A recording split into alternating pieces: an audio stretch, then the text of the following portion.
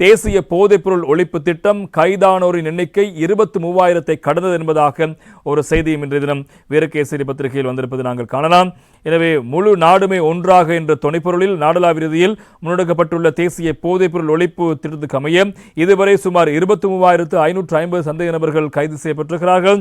போதைப்பொருள் விநியோகத்தை வலுவிழக்கச் செய்தல், போதைப்பொருளுக்கான கேள்வியை இல்லாமல் செய்தல், நடவடிக்கைகளை விரைவுபடுத்தல், போதைக்கு அடிமையானவர்களுக்கு புனர்வாழ்வளித்து அதன் பயன்பாட்டை முற்றாக ஒழிக்கும் நோக்கோடு நடவடிக்கை போலீசாரால் முன்னெடுக்கப்பட்டு வருகிறது.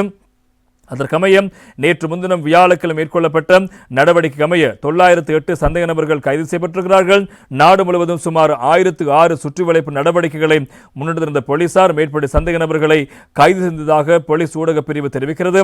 மேலும் கைது செய்யப்பட்ட 33 சந்தேக நபர்களுக்கு எதிராக தடுப்பு காவல் உத்தரவு பெறப்பட்டுள்ளதோடு போதைப் பொருளுக்கு அடிமையானவர்கள் என அடையாளம் காணப்பட்டுள்ள 37 பேரை மறுவாழ் நிலையங்களுக்கு அனுப்பி வைக்கும் நடவடிக்கை எடுக்கப்பட்டிருக்கிறது. அத்தோடு கடந்த அக்டோபர் மாதம் 30ஆம் தேதியிலிருந்து முன்னெடுக்கப்பட்டு வரும் தேசிய போதைப்பொருள் ஒழிப்பு திட்டத்துக்கு அமைய இதுவரை 23,550 சந்தேக நபர்கள் கைது செய்யப்பட்டிருக்கிறார்கள்.